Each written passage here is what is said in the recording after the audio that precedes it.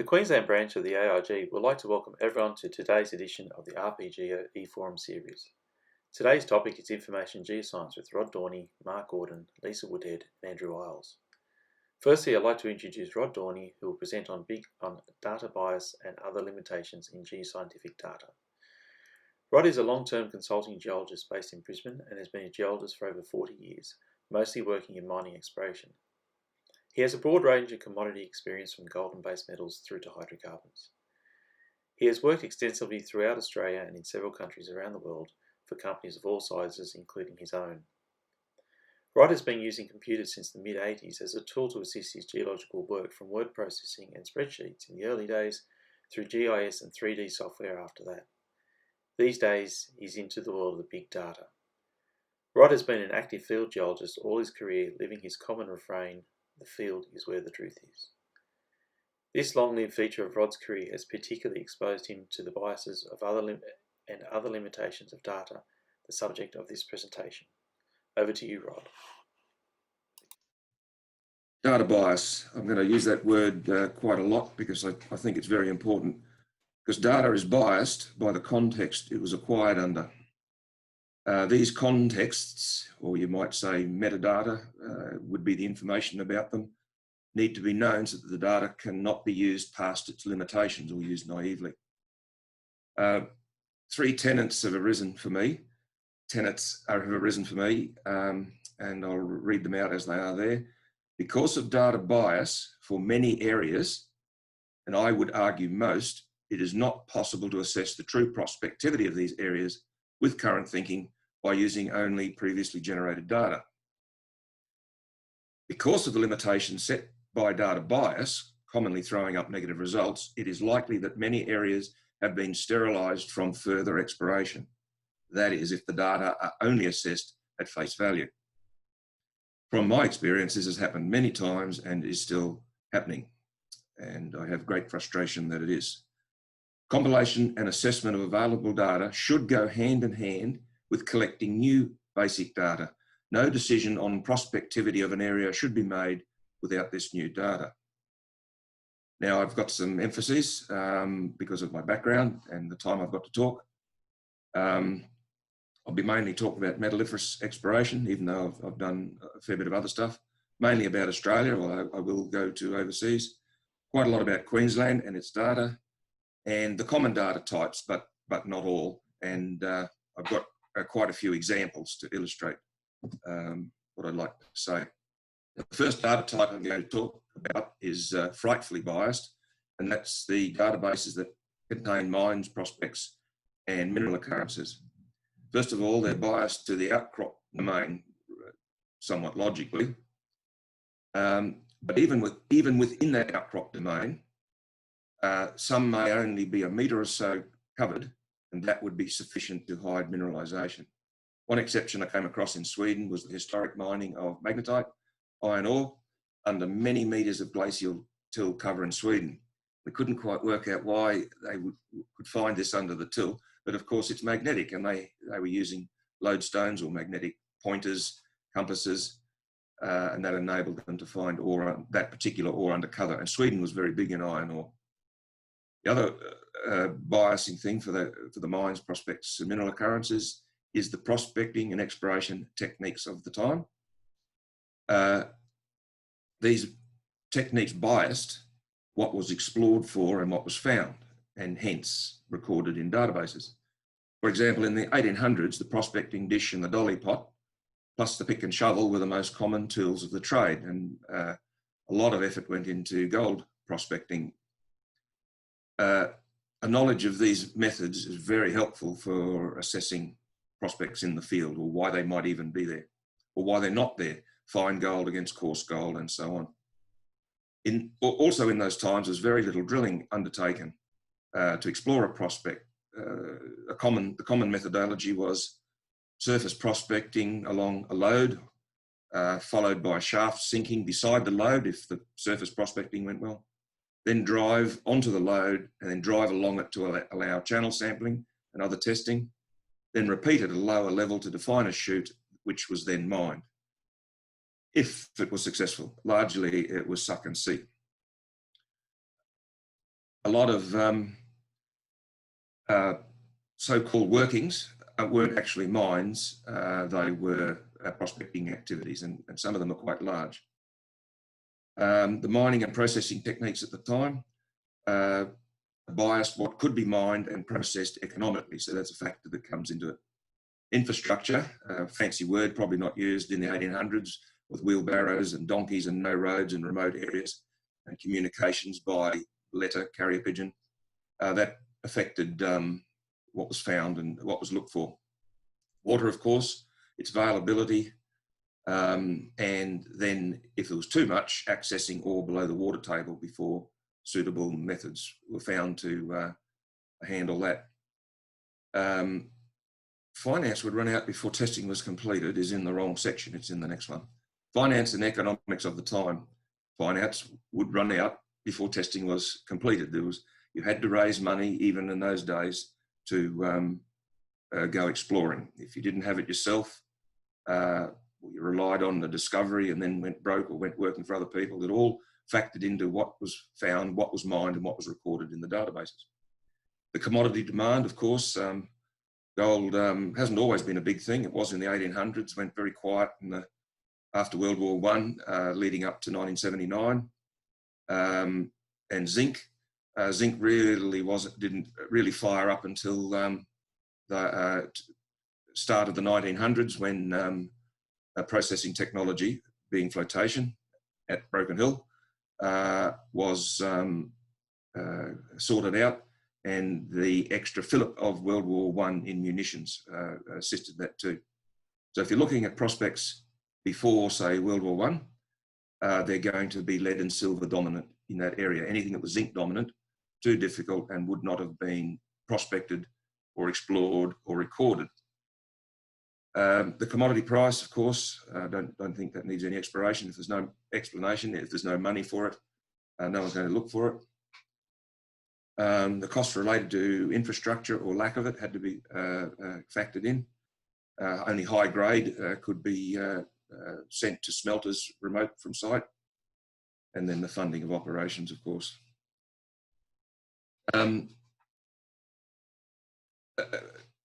Now, there's things that I've come across in my career, scams, and one of them is near Springsure, a thing called Mount Minerva. It was an epithermal. It had mines going. It had a shaft of at least 100 feet 30 metres that I'd seen. The government geologist went out there and wrote up what the mines owners had told him, and it was all glowing with various grades of weights to the tonne, penny weights to the tonne, and then there'd be a little line.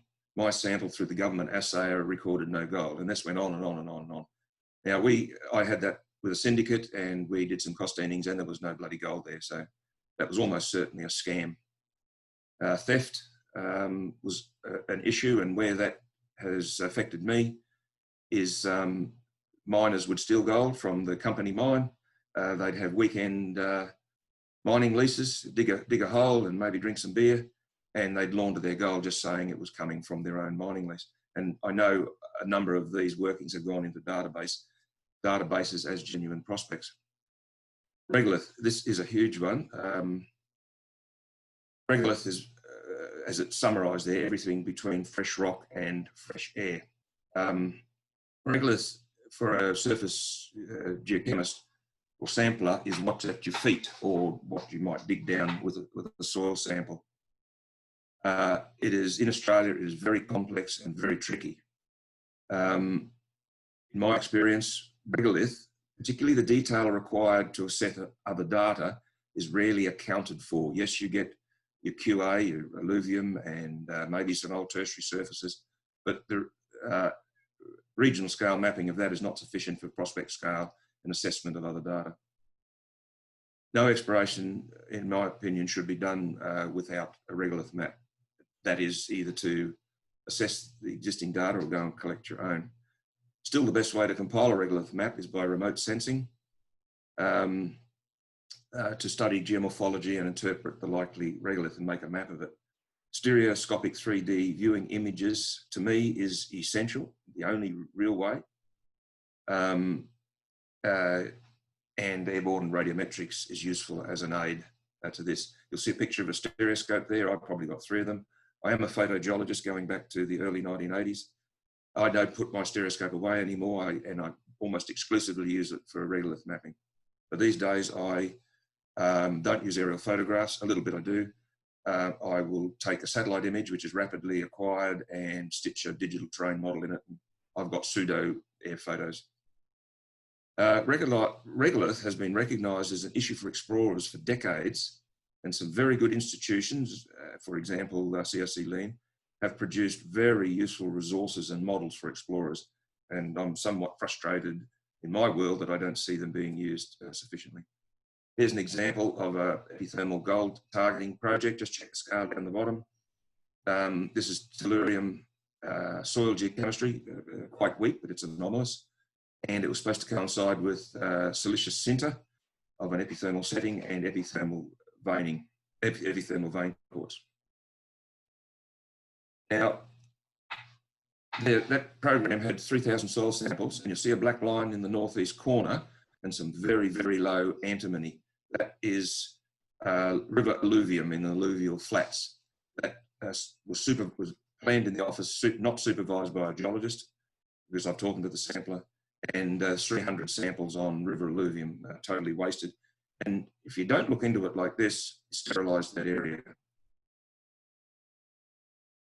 Now, the other regolith issue, those orange lines in the east of that diagram, are a particular regolith being a remnant ancient land surface. And I've actually been on the ground there, which is coincidence and fortunate, and seen that it's lag dominated with silcrete and a bit of opaline silica in petrified wood.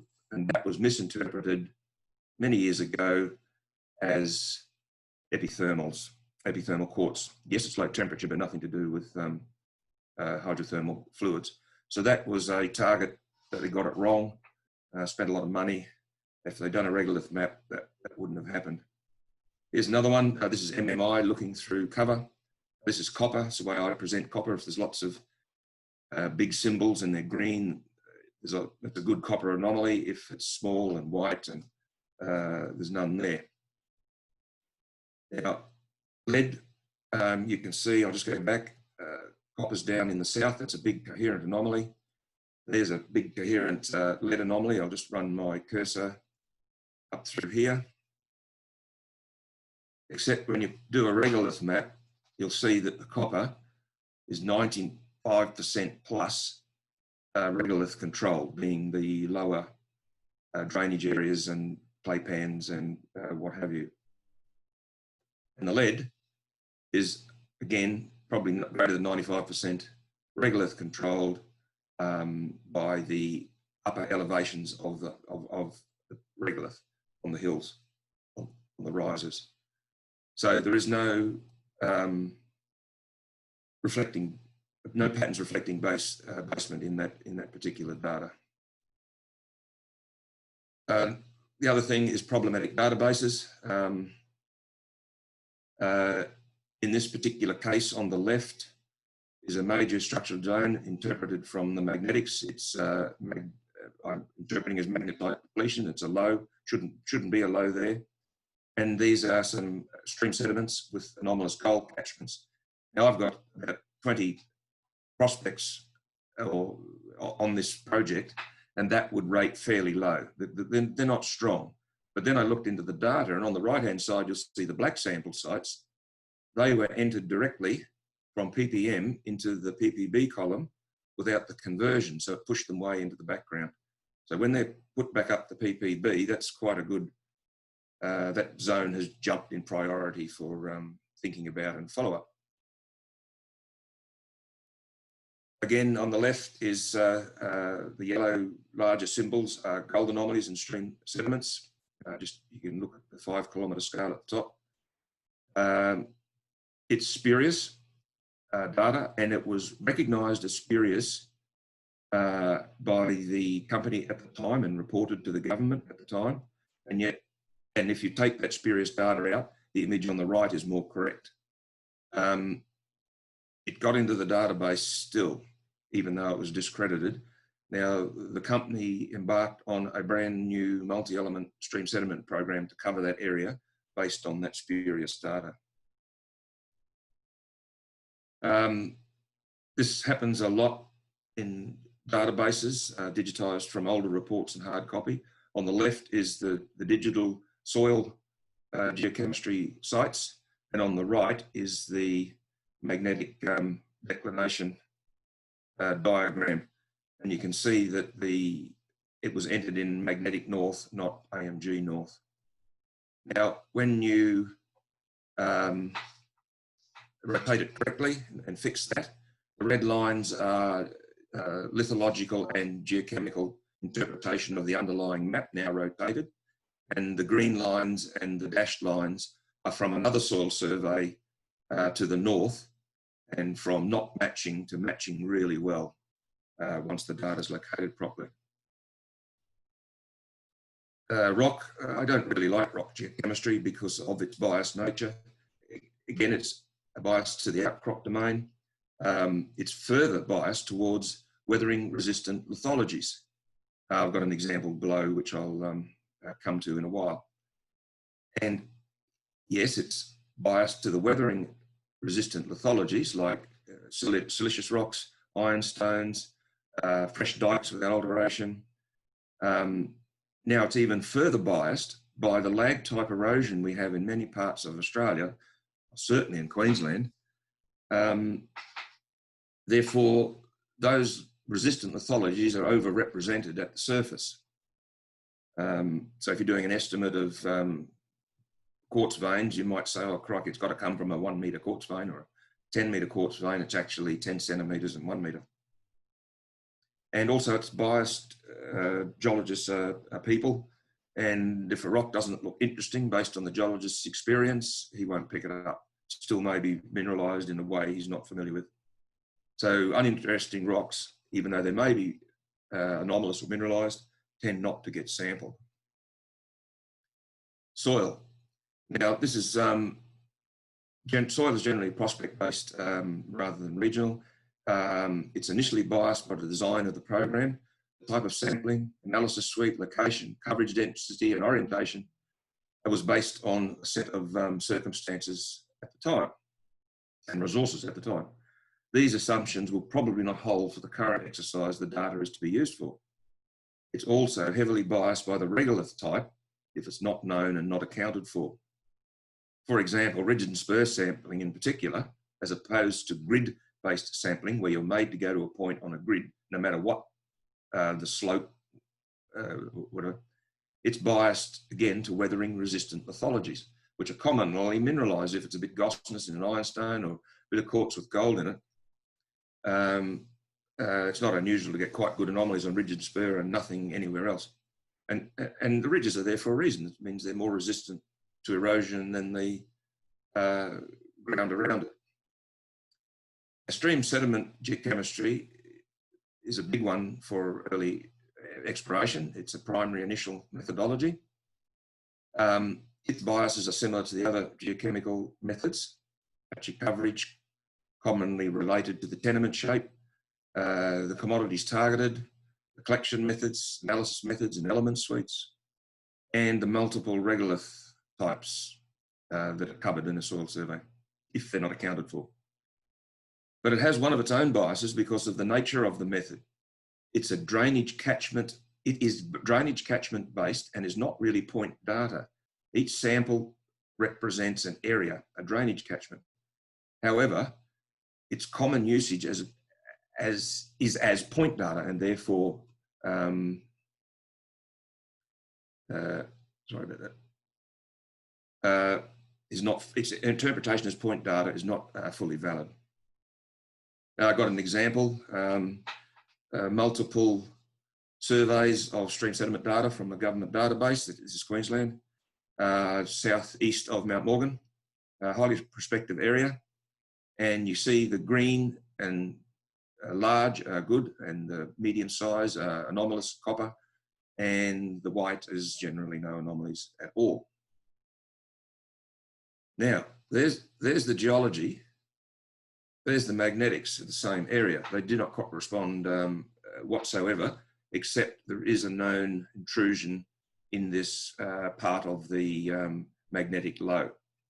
Now, there's something certainly going on there in the subsurface, and I've interpreted those as buried intrusions with alteration showing in the magnetite.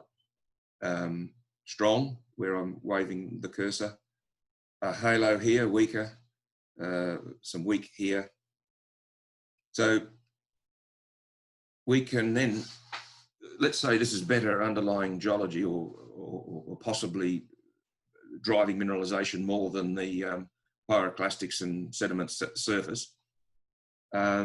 We can start putting the point copper on, and you're starting to see it congregate in certain areas of those interpreted intrusions.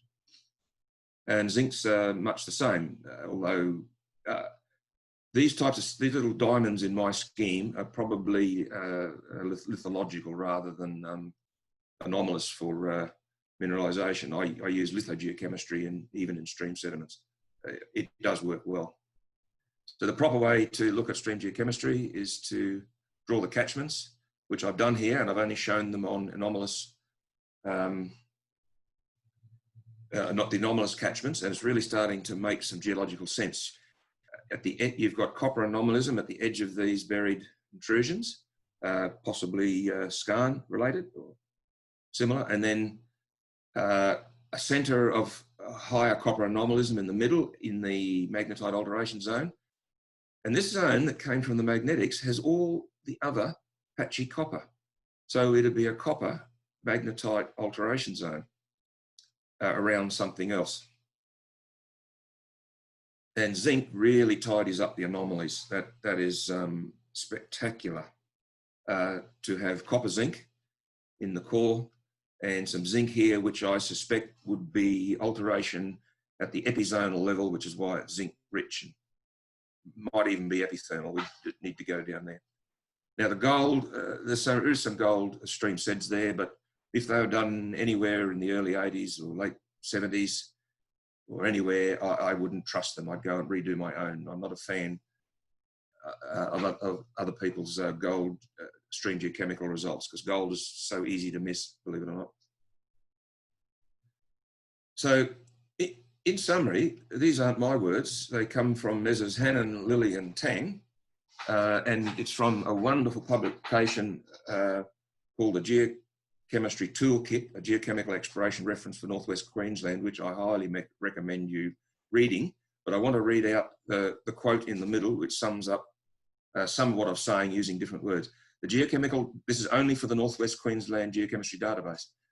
Geochemical data has been accumulated over 60 years during a period of substantial change in analytic technologies and evolving field sampling practices.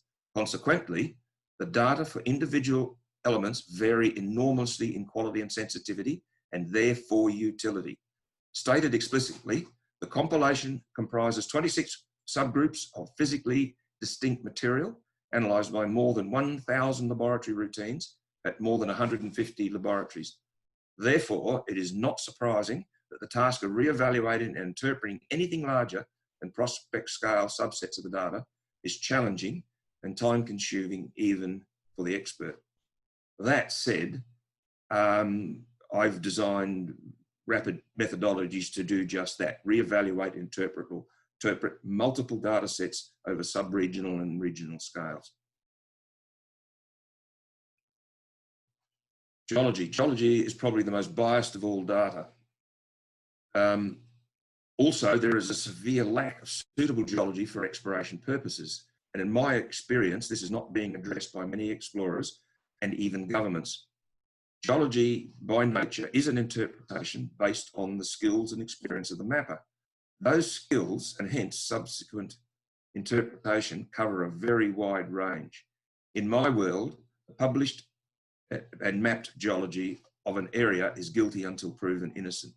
There are scale issues, description issues, interpretation issues, density of observation issues, which interpolations and extrapolations are made from. Here's an example. Some geology in the background. It's early Devonian in Queensland. You'll see three mine symbols, dinky little 1930s scratchings, and one mine where they but it failed eventually. I only do soil sampling of the sea horizon, so I can get a lithological description at the bottom, and you don't even have to worry about what the lithologies are. They're represented by different symbols and colours. But 80% of them at 40 to 60 centimetres down in the sea horizon are not recorded as lithologies in the units of the regional geology. So the regional scale geology here, and you might not expect it to, is not suitable for prospect scale. So what's been mapped here, again, is biased to the weathering resistant lithologies. They do two things. They overrepresent themselves, and as colluvium, they cover up the more the softer lithologies, and they mask them. So I distill the elements, and you'll see that shortly why when I go to the next image, to one tectonic boundary, which you could argue is here, but it's not highlighted as major as it really, as I think it is. Some strata-bound zone, and this is bedding trends from air photogeology, which are not mapped. So I'm going to move on. This is the conductivity part of subaudiomagnetic SAM survey, and you can see that the air photo bedding matches quite well, even to the folded part here, the SAM. And if you take out that very large zone, which is probably a fault full of salty water, you have this enigmatic thing here, which is in no other maps anywhere. Now that tectonic boundary is drawn based on this data and the magnetic component of the SAM as well. Now, just looking simply at alteration, veining, quartz veining, evidence of sulfides, before that ovoid geophysics zone was put there, that was uninterpretable. Now, there is no zones outside it. Please, I'm only talking about the western part, not the eastern part. So all of a sudden we have a geological sort of explanation for some alteration. No, before that ovoid zone and the alteration was there, the gold, which is in the larger symbols and the yellower ones, didn't make any sense. So now we have gold probably related to the older goldfield, and all bar one other sample is in that ovoid zone with the alteration. And we have lots of events here. I have to mainly concentrate on post-fabric forming deformation. And there's 5 events, hydrothermal and magmatic, complicating that area. And they have distinct geochemistry with them. The ovoid zone that I talk about is actually low to mid temperature quartz with gold silver mineralization. And this is higher temperature. It's a larger anomaly, which this lies within. Yeah, so there was no geology to help at all. We had to go and collect our own, and that took 2 weeks to get that geology. Now we have regolith issues here. These yellow dots are mounds. I won't call them mystery mounds because I know what they are, but they've been called mystery mounds. They're a metre and a half high, between 10 and 30 metres across, flat tops. They're actually old dry blowing mounds from dry blowing operations, which means there's gold in the system. Now, I haven't mapped them all. You can see that they roughly lie on our soil lines. So there'll be many more. So what we have, and in this area, I'll just quickly check that. Right. In this area, there's a soil program up here that is highly anomalous in copper and silver, and it is strata bound in a rock unit that was not in the geological database. It was only in the sea horizon lithologies, and it's a pyroclastic. So we have a strata bound, volcanic related copper, zinc, gold anomaly that was being built up from 2 weeks fieldwork. it's even further complicated because that brown line marks out a shallow tertiary basin in inverted commas. It's tertiary outwash, it's angular, but it is mixed with laterite pebbles.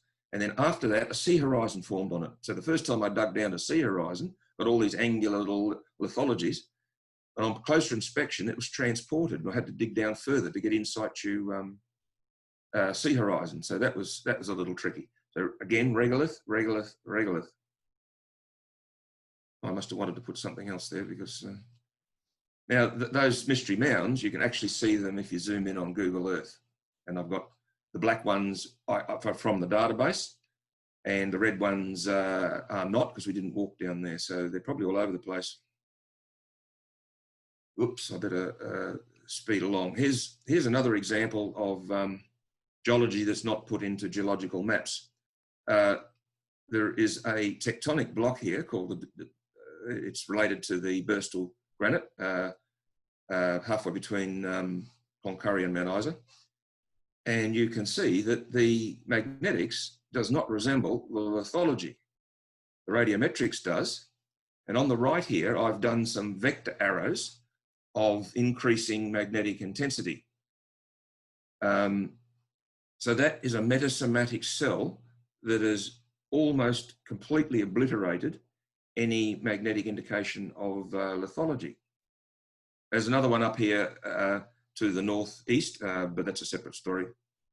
And there's a metasomatic front highlighted down here.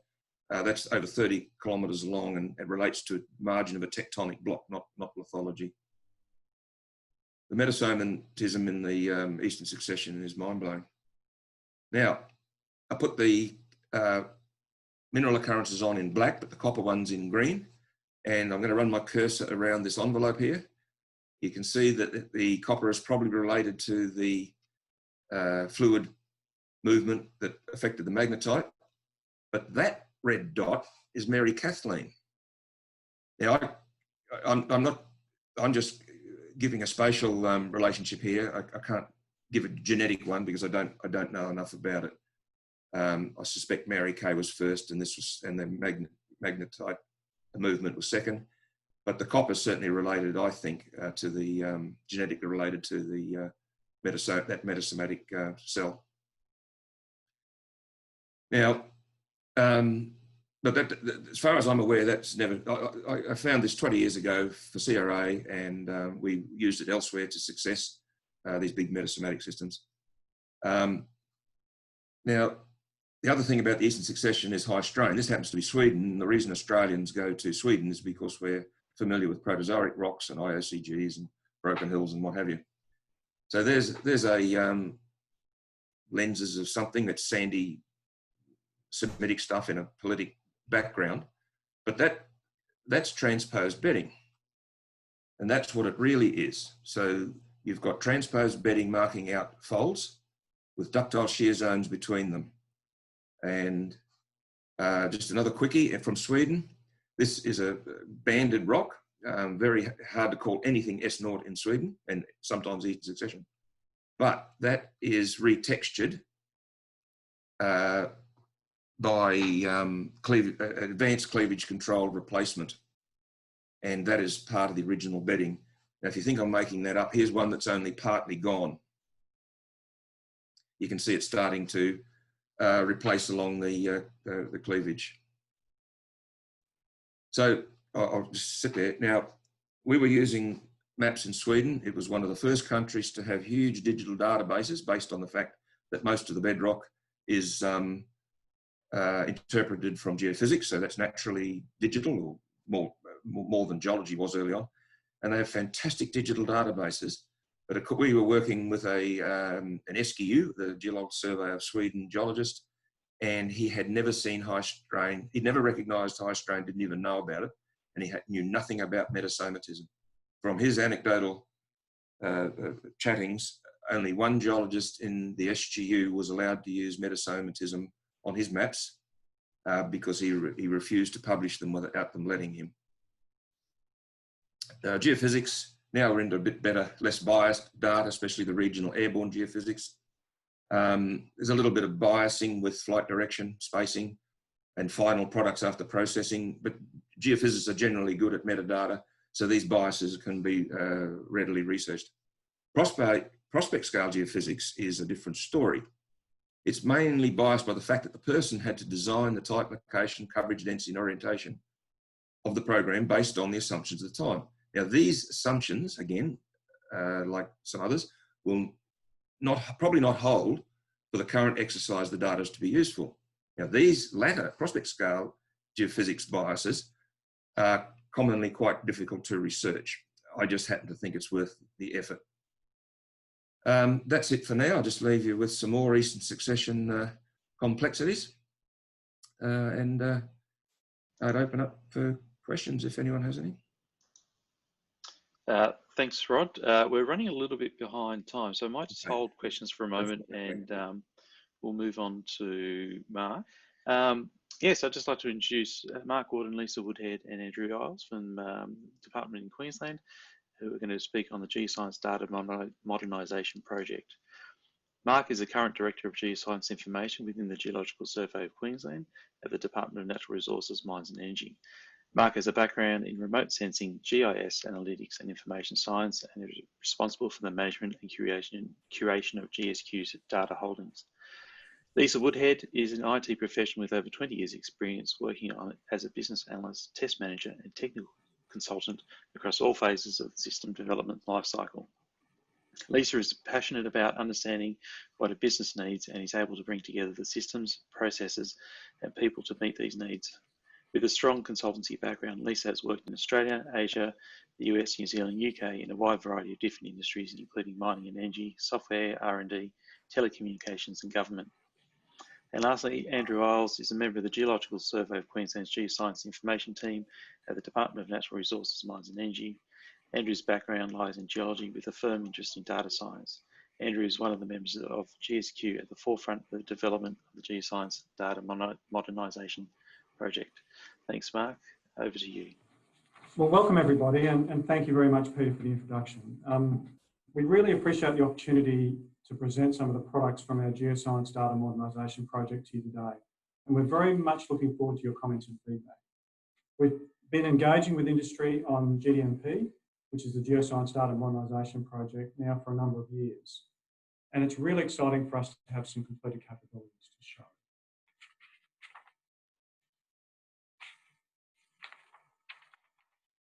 Today's session marks a really important milestone for the project, as this is the very first external showcase of both the GSQ Open Data Portal and the GSQ Lodgement Portal as we move towards our production release on the 3rd of August. The team has been working very hard over the last 3 years to bring the dreams and aspirations of the project into reality. And I'm proud to say that despite the trials and tribulations along the way, we've managed to produce a quality product. The project has drawn inspiration from many other delivery portals from around the world, and it absolutely represents a novel world-class approach to the way that resources data is made available to customers. The project is truly transformational, and it sets a benchmark in the way that resources data is stored, managed, and shared. At its core, both the GSQ Open Data Portal and the GSQ Lodgement Portal are about data curation and access, and they build on the success of our current systems while overcoming many of their challenges. One key overriding goal underpinning these systems is to make every piece of open geoscience data that we hold in the GSQ findable and accessible to our industry customers. This has been a challenge for the GSQ in the past, and the delivery of this capability marks a real turning point for the organisation, not only in the technology that we use to deliver the data, but in the way we actually do our business. It is really important to note that this first release is just the very first step in an ongoing process of improvement. We will be rapidly enhancing and adding to this capability, particularly over the next 6 months. So if something is not there now, it will most likely be on the hit list for release later this year. And by all means, get in touch with us and let us know. So what components make up the wider GSQ Open Data Portal and accompanying GSQ Lodgement Portal solutions? The GSQ Open Data Portal is all about finding and accessing data. As such, we have an online catalogue and search function which allows explorers to find and download the data they need for their activities. Users will be able to go in and perform complex searches for data by using descriptive terms, which can also be bounded by date or by location. This data can then be packaged up and downloaded to the user's location of choice. The GSQ Lodgement Portal is all about the submission of industry reports. This will replace our current QDEX report system and will collect report data into a much more rigorous standard based on our new industry reporting practice directions and templates. This will overcome many of the data quality and data access issues we have with our current lodgement system. Although we don't have time today to demonstrate it, the Queensland GeoRes Globe will provide advanced mapping and spatial capabilities to the GSQ Open Data Portal. And as such, we've invested significant time and effort in ensuring there is a seamless link between these two systems. Customers will be able to browse and interact with our data in context with other independent data sources through this capability. Under the covers, supporting these capabilities is our new GeoProperties database, which is an enhanced replacement for Merlin, providing a much needed boost in capability and will house our important information on samples, sites and surveys. In terms of technology, we've taken the opportunity to move everything online to drive accessibility through the implementation of a data lake housed within an Amazon Web Services cloud instance. This includes all of our data housed within QDEX Data and GEM, as well as all of our remotely sensed data archives. And finally, there's been a massive business transformation both in culture and governance within the GSQ to ensure that the business can get the best from this cutting-edge technical implementation. The key benefits of the GSQ Open Data Portal include a single point of truth for all GSQ geoscience data and information, the release of a large amount of never-before-published data, the ability to index and search the content of industry reports, and it also provides a variety of ways customers can search for the data that they're actually interested in. Users will also eventually have the capability to connect to specific data for machine learning activities, which is moving us towards the goal of having an analytics-ready cache of geoscience data that can support the building of geoscience analytical models. On the lodgement front, our new lodgement capability will replace QDEX reports on the 3rd of August and will utilise new industry templates for submission, ensuring a quality-assured flow of data and information into our data repository. This new approach will ensure that the data we collect from industry, once open, can be released in a form which is easily accessible, rather than locked up in image-only PDF reports. This process of standardising submissions is also providing the foundation for industry to directly plug into our data store to perform analytical activities. So today we'll be demonstrating the latest versions of our outward-facing capabilities. The first demo will focus on the GSQ Open Data Portal, with Andrew Isles presenting on its catalogue and search functions, followed by Lisa Woodhead, who will provide an overview of the GSQ Lodgement Portal, running through the new process for lodging a report. These products represent a very first look and are the first step of many that we'll be taking to improve and enhance them, particularly over the next 6 months. So without further delay, I'd like to introduce Andrew to give us a run through of the catalogue and search capability. Well, g'day everyone. I'm Andrew. I'm part of Mark's GI team, Geoscience Information at the GSQ.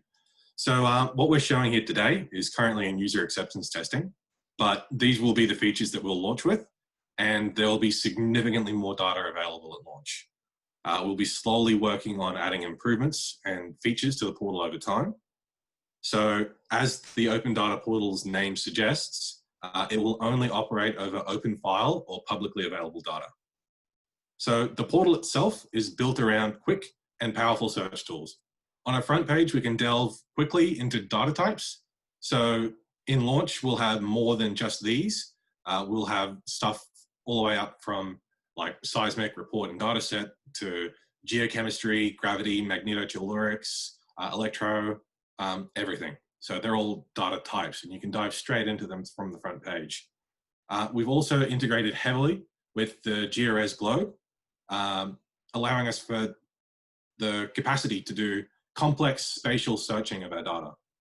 We're also using the front page to bring new or featured data sets to the attention of our users. So we're going to begin with a really basic search. Let's scroll to the top here and search for Quambi. So we can search by hitting enter or clicking the magnifying glass, and we'll go to the results page. You can navigate straight to this page and start your search from here by clicking Datasets up in the ribbon. And the results that we've got here from just entering a search term are what's returned after searching all of the attributes of the entire database. So everything from all of the titles down to the locality. We can refine what we've retrieved here with some of the new tools we've introduced. So filter categories here on the left are a way to quickly refine and increase the accuracy of our search. And they can be used completely independent of a search term. So they'll also build on the categories selected and will narrow themselves down as the search becomes more focused. So the filter categories themselves cover the key metadata elements of the entire database, covering topics like data type, which we saw on the front page, commodities, geological features, report types, and even the data formats associated with those reports. So we could filter down to data sets only related to shapefiles, LAS files, CSV, PDF, JPEG, or any combination, depending on what we've searched on. So if I click on one of these boxes, I have now filtered my results down to only search terms for Quambi that have PDF. And I can just turn it off by scrolling down and clicking on the same button. I could delete the term from up here as well. So now that we're back up at the top, we can also use this spatial bounds tool.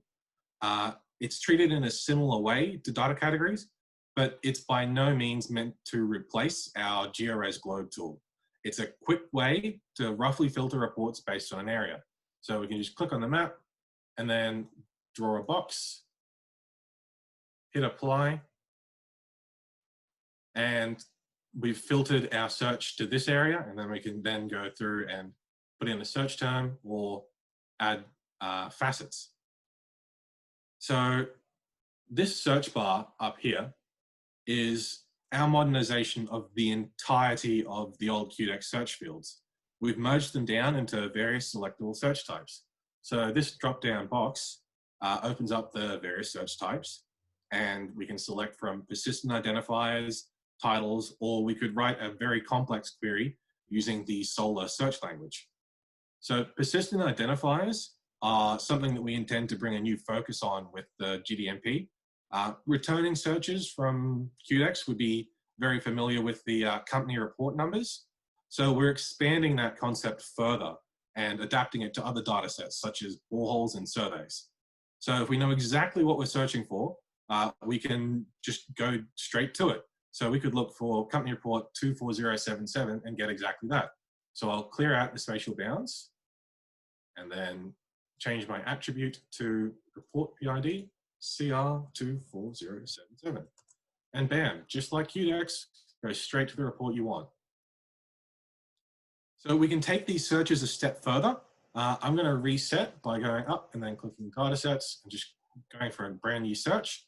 And then I'm going to click this button here, Advanced Search. So I can add multiple fields and mix and match the search types and combine them with and or logic. So we can start off with a general search for airborne, and I'll leave that as in any attribute or search. And then let's say I want to be specific. So I'm going to look for a specific permit. So permit ID, I'm looking for EPM 4770. And I want it to be an and link to the next term, which let's look for magnetic. And I want that to be and as well. So now I've built my search term, I can hit search, and I've got 1,000 results. Cool, but 1,000 is too much for me. But I can reorder my search and bring airborne with the OR tag down to the bottom and search again. And now I've only got 2 data sets. So we can take a look directly at the data sets we're interested in. So let's look at this one. Datasets begin with the components of that dataset, listed here with individual download links, an option to download them all or add them all to your cart. we'll come back here in a minute, but we'll scroll down and we can see the common metadata associated with this data set. These are mostly populated from the details included during the submission of the data set through the Lodgement Portal, or perhaps they were gleaned from the data set submitted. In the future, we may even glean this metadata from the actual contents of the report by means of machine learning. All data sets have a spatial extent, which is how we can use the spatial boundary tool. And we can show data sets spatially in tools like GeoRes Globe. Instead of starting here on the Open Data Portal, you could have instead started the search on the GeoRes Globe and then brought it across here to refine. So something we're incredibly proud of is the download manager. We scroll back up to the top. We have that pair of all buttons. We can add all to our cart or select individual items. So I'm interested in the drill assays, the location map, and this Auger bedrock samples map. And they've all been added to my cart, and I can go back, go to this other report, and add everything to my cart again. So you can see this little pop-up added to your selected downloads. Let's go have a look at the cart. We're now reviewing the download cart, and as you can see, it's added the entire data set to the cart, but only the items I've selected are ticked. And we've got a on-the-fly count of how much we're trying to download. So I can add or remove items from my cart by turning them on and off in the checkboxes. I can add everything or remove everything. It doesn't remove the data set from the cart until you're done, because you might have made a mistake. We can do the same with all of the data sets that we've selected, or we could just remove everything at once. But I want everything, and I'm going to download it. I can do that by clicking the download button, and it will download, give me an option where to save it, and save it as a zip file. But let's say I wanted all 100 terabytes of the new seismic data. I'm not going to download that over my internet connection. I could instead use this button to request delivery by S3. So we can enter our email address and we can have a dialogue with one of the members at GSQ to figure out where to put it or how to put it. You might also use this option to organize a AWS snowball, which is a very fancy way of getting a hard drive to your door. We've also included an API hook into the GSQ Open Data Portal, allowing for developers who want to write code that interacts with it to effectively have an infinite number of ways to query the data. So all in all, hopefully this has given you a reasonable idea of what the search portal is capable of, and I am thoroughly looking forward to getting it into your hands. Over to Lisa with the Lodgement Portal. Thanks, Andrew. I just would like to introduce Lisa Woodhead, who's going to give us a demonstration of the GSQ Lodgement Portal. Thank you, Lisa. Over to you. Thanks, Mark. All right, let me bring this up. Okay, I'm going to be, let me just check. I'm going to be demonstrating the GSQ Lodgement Portal today. Is that displaying okay there, Mark? Are we seeing just yep, all good, all good, okay, all good, Lisa. fantastic. Yep, okay, great. Perfect. Okay, so the GSQ Lodgement Portal is going to be replacing QDEX Reports. And the Lodgement Portal is a new web-based tool where you'll be able to submit all the different types of reports that you'd normally do in QDEX Reports and that need to be submitted in order to meet your reporting requirements. In order to register and log on for the Lodgement Portal, we're actually going to be using QGov. So QGov is provided by the Queensland government and it allows users to access multiple services across the government. Registration is really simple and it's handled by QGov. It's not handled by our project or by DNR, M&E at all. You can actually even go in and start now if you wanted to register and create an account. There's an online document verification system and it cross-checks some of your personal information. So you might want to get started in creating your account now. However, I'm performing our example I'll walk through today in our user acceptance testing environment. So I've just jumped into a different tab where I'm already logged on. And this is very similar to what you'll see when you log on. This is the GSQ Lodgement Portal. Welcome. As you can see, it's really fresh and modern, and it's also very simple to use as well. So the first thing that I need to do is select the type of report that I'm going to be lodging today. In this example, I've chosen a well completion report that I'll be doing today, but there's a whole bunch of different reports and types of reports that can be submitted.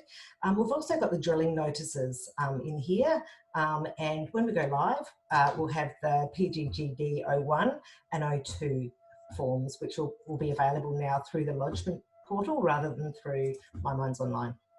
Okay, let's continue. So as you can see, there's only 3 steps, so it really is nice and simple to submit a report. Okay, I'm going to type in the title of the report, and similar to the current reporting in QDEX, would encourage you to follow a few naming conventions. And currently we're working in our UAT environment and just updating some of the layout and the wording and the help on the form, just to provide you with that additional information and context. So there is the title of my report, and I'm going to add a description in.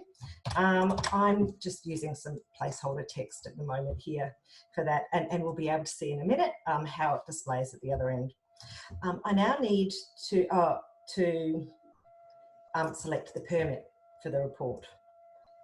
So I'm going to select for this report, I'm going to select the type, and here's the one. Now when I click add permit, it's actually going to validate the details of that permit with My Mines Online. You may notice as well that the authorised holder of the permit is also automatically populated here as the owner of the report. You can add more than one permit if needed, and it will be just the first, the owner of the first permit there that will be the report owner. So even if you've logged on as an individual through QGov, the report is being lodged against the authorised holder of the tenure. We've got a report author field. You'll notice that mandatory fields have got that little red asterisk, so you know exactly what's mandatory and what's not. And this changes across the different report types. So I'm just going to enter my name details in here because I'm the author of this report in this instance. And now I'm going to go and select type in a few more details. And these details really depend on the type of report that you're submitting. And some of these fields will change depending on that report type. So I can actually just start typing in here the current report name. There it is, there's the one, I'm going to select that one. You'll notice there's also this little identifier here. That's the PID, or which is the unique identifier. And we have PIDs for all of the different types of data that we have in the system, like features, sites, surveys, samples, observations, even reports have got their own unique PID. So I then need to click add borehole, and that's going to set that against my report. So different types of reports have different types of date fields that need to be selected. So I'm just going to add a couple of dates in here for the spud date and the rig release date. As you can see, these are quite a long time ago because I'd like to show you a little bit further on some of the information and how it flows through to the open data portal. I'm going to select a commodity. So in this case, I'm just going to, there's a whole bunch of different values here. And what you might find is you'll have a few select ones that you use regularly. So I really encourage you to have a good look through the first time through and have a look at the different ones that apply to the types of reports that you're submitting. But you might find that you tend to use the same ones if you're submitting similar reports regularly. So that's the commodities. And then we've also got this new concept of an earth science data category. And what we're trying to do is classify all of the data and all of the different reports so that when we're in the open data portal, we can search and drill down using the different facets in order to find the information in the data that we're looking for. So in this case, I'm just going to select basin analysis and coal geology. Okay, so that's all the basic details for the report. I can then click continue. If I've missed anything, I'll get the little message that reminds me to come back and fill in mandatory fields. But for now, let's just continue on. Okay, so now we are here on the second step, which is uploading the documents. So the practice directions will specify all of the different report content that needs to be uploaded for each report type, including any data files, any appendices or other associated data that needs to be supplied. In this case, what I'm going to do is just drag and drop some documents here. So the first thing I'm going to do is just add my well completion report. I've got an operational summary here. I'm then, let's say I've got some data that I'm going to add as well. So I'm going to drag and drop my data spreadsheet. And this might be something that you generate from your current systems, and you can just drag and drop. So as long as it's in a CSV or an Excel or even a text format, we can drag and drop that in there. And that data is then used and will be used to populate a lot of the different tables and fields, which is then used for searching later on. I also need to add a shapefile here. And just for the purpose of this example, I will add one more file, which would just be this. In this case, I've just got some wireline logs. We do need a little bit of extra data just for all of these different types of documents. So again, I'm just going to select a few of the values here. You might want to grab some of the details from inside those reports, and I'll show you soon how that displays and where you'll be able to see that later on. So for my wireline logs, let's put a title in there. Select my categories again, and these ones that in this example, they're all the same, but you might have some that are a little bit different. I've also got some details here for the shapefile, so I'm going to give it a specific name, which will be displayed then in the Open Data Portal. Okay, a few more things. Okay, and let's continue. Let's have a look how that looks. Okay, great. So I've continued, and as I continued, it did some validation on the documents that I've uploaded. So we're just checking to make sure that you've inserted and uploaded all the files that need to be uploaded, and also just checking that the data files and the shape files are in the correct formats. So here, have a quick look. We really appreciate if you can just take the time to make sure this is right. What we're doing here, and this is quite relevant, given the talk we had at the start of this session, it's about getting the data right and getting the quality of the data right. So we don't really want to go through and change your data. We really want you to provide us that in the best format that you can. Okay, so I've done that now. It was the 3 steps: the report details, uploading the documents, review and submit, and here we go. I'm going to submit that report. And okay, so we are working in a UAT environment at the moment. Normally you'll just get a little message, and we've just had a new release. Normally you'll just get a little message saying that's been uploaded. That's not currently working here. But what I'm going to do is I'm going to go and just jump into the Open Data Portal and show you how the data is then available. Now, for the type of report that I've submitted here, the confidentiality period is 5 years after the rig release date. So you'll notice I submitted it back in 2003. So if I come in here again, I'm actually just going to refresh and have a look at some of the latest data that's been submitted. And I can, okay, so my report hasn't come over yet, but what I'm going to do is I'm going to have a look at another report that I submitted earlier, and it's available here. You can see, so all of the files that I uploaded are available. I've got my PID for the report, which is a CR number, and you'll be using those numbers regularly or in the future, just to refer back to the different data and reports that have been submitted to your organisation. We can see it's a well completion report. We've got the permit number. So all of those details that I submitted in the lodgement portal are available here. And if I just jump into one of these here, so here's the operational summary report. It'll bring up a copy and a display of that PDF file. And you can also just see some of the other details that I submitted there as well. So that's it for now. That's it for me.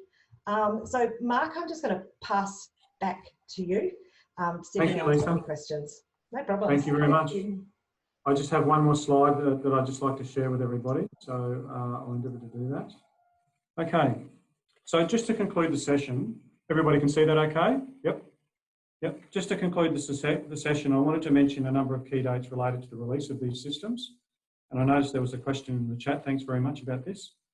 The GSQ Open Data Portal is unofficially available right now at geoscience.data.queensland.gov.au. So if you can see that hyperlink that's up there on the page. So I would encourage you to go in and have a look. It will be officially released on the 3rd of August. Now there's just one little caveat with this. The version that's currently on the web does not have the data download packager as part of it at the moment, but it's otherwise much the same as what you saw today.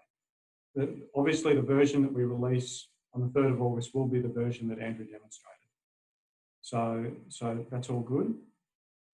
The GSQ Lodgement Portal, it will be also be released on the 3rd of August. And it's important to note that in preparation for the transition across, QDEX Reports will close on Wednesday, the 29th of July. And this is to allow for synchronisation of data into the new GSQ Lodgement Portal. As all of the data plus more will be accessible in GSQ Open Data Portal, QDEX data will be closed on the 28th of August, so industry can transition across to the new capability in a month or so. So that really concludes the session from our perspective. Happy to take questions, and we're really particularly keen to understand what you would all like to know next. That's it. Thank you, Peter. All right, thanks, Mark. I've got a few questions which I might just switch over to Rod for a moment and then back to yourself, Mark, and your team. Sure, mate. Question from Richard Scott for Rod was, you mentioned Geophysics, a good metadata compilation. Who do you compare that to? I compare it to other industry geoscientists who compile digital data sets.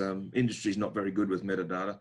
I also want to point out that governments are good with metadata as their role as data custodians. In fact, they're very good. They actually set the models and they have international and Australian standards. And, but industry geoscientists generally, outside geophysicists, can be quite poor at metadata. Yeah, it's not the most exciting part of that job, I think. It doesn't transfer into the digital data sets. And the old paper reports, of course, we used to call it methodology and references and all that sort of stuff. Yeah, fair enough. Thanks for that. Question from Christine Brown. What are your thoughts on using geostatistics as a first-pass screening tool for possible bias in sampling or assay results? For example, to highlight mixed population or anomalous distributions? If it's kept simple to look at the data and validate it and look for precision and detection limit things, the answer is yes. But it depends which method Chris wants to use. I use the Humboldt histogram, like you wouldn't believe, until the data is proven to be reliable and trustworthy and of a suitable precision, and then I can go further from there. But I'm not game in most data to go past the histogram, given it's most of it's the condition it's in.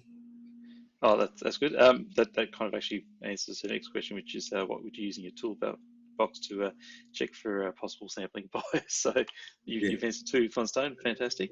One question from myself is, I guess as we move from traditional exploration methods and traditional, I guess, targeting methods into more AI and machine learning based systems, and our database is now becoming the key thing, and fewer eyes looking at the data and more machines looking at the data.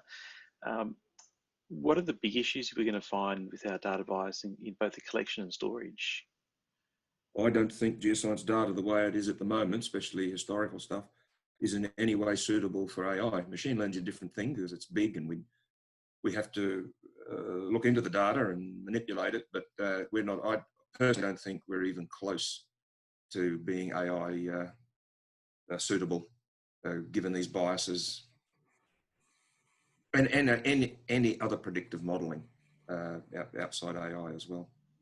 There just isn't enough to put in, and what's there is flawed. I didn't mean by volume, I meant by type and quality, and there's plenty of volume. So I'm actually not in big data, I'm in voluminous data. Fair enough. Are we missing something basic with what we used to do, I guess, particularly geochemistry data with leveling data? So we knew that if things came in from different methods, that we couldn't compare them directly, or going back to our regolith map, and you know, if something's on alluvium versus outcrop, that we need to account for that. That's what I consistently do always, and that's the methodology I said I'd develop to compare across data sets, apples and apples. I've just made it rapid, perhaps more rapid than some of the slower methods. I just don't move without leveling. You can't. And then if you throw in the regolith, I have leveled between two different regolith sets, and I can compare the data, and it's worked quite well. The copper pops, you know, two copper separated copper anomalies, take the crappy regolith in the middle and treat it separately, and you've got a strike length of 4 kilometres across both regolith types. Now that's just as we were doing in the past. It has to be done now because it was sound. It is sound. Absolutely. Okay. Thanks, Rod. I've got a few questions for Mark and his team as well. The first one is a technical question, I guess, from Richard Scott. How big will the report database be? That's a really good question. So if you're talking about the whole of the GDMP solution in terms of the size of our data lake, it will be somewhere between 200 and 300 terabytes of data that will be available. So it's quite a substantial. If you're just talking about the size of the reports, actual industry reports that we hold, it's around about, in terms of size, it's about 650 gigabytes, and there's about 60,000 open file reports. I'll just add something to that as well, is that we are currently going through a process at the moment of, I did allude to this, I hinted to this in my presentation, we are going through a process of reports readable and searchable. So we're going through a process of converting those to a text-based form and then indexing those. Will be available in the GSQ Open Data Portal in the coming months. So that will be a large cache of data, of new data. It's existing data that's offered in a new, much more accessible form, which could be quite exciting for people. Excellent. And what percentage would you say of all data that GSQ holds is digital? I would say that a significant portion of it is, yes. Okay, so we are working very hard for any data that isn't digital. We're actively pursuing, but most of the data that we hold is in the digital form. Oh, fantastic. Question from Christine Brown regarding training on the new lodgement and open data portals. I guess will be available soon. Will that be limited to pre-recorded instructional videos, or will there be live chat options and Q&A sessions? No, there'll be lots of options for us to, and that's actually a really good, thank you for that question. There will be industry training that's going to be provided in terms of the portal, so particularly after the 3rd of August. So stay tuned for some dates, and we're just putting that together right now. So I don't have big dates right now, but we will be announcing those very soon. Excellent. And with respect to the lodgement portal, is the data validation all going to be automated, or will there be manual checking by geologists? So we're striving towards a future where we will have automated checking of reports. And I guess that's where we're heading. Okay. And how in depth is that validation going to be? I mean, would there be say for instance stream sediment data, would that actually be checked against drainage to make sure locations are correct? Or is it just about making sure that what's meant to be in the report's in the report? I think it will be, it will be a process where we, our validation will be on a number of levels, and it will come down to, it will begin with those validation checks around, you know, have forms been filled in correctly, and is the correct data allocated into those particular attributes, and then we'll work downwards from there over time.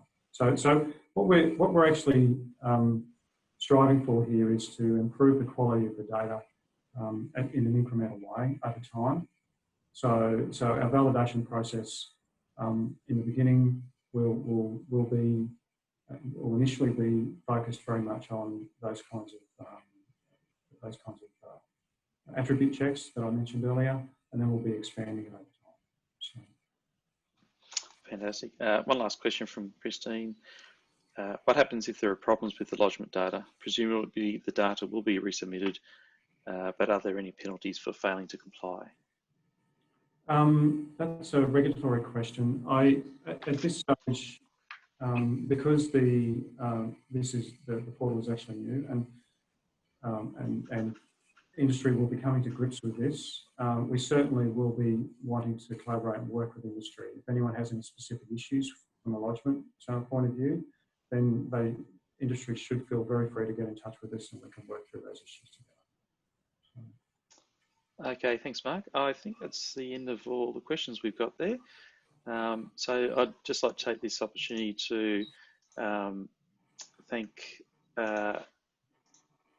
Rod, Mark, Lisa, Andrew, and everyone who attended, and a special thanks to Christine Brown for getting this all together. If you want to revisit any of this, please head to the AIG YouTube channel and click subscribe, and you'll get notification of when this gets uploaded, hopefully in the next few days to early next week. And from myself and the rest of the AIG, thanks to everyone, and we'll see you all on the 11th of August for the next AIG ALS technical meeting. Thanks, Peter.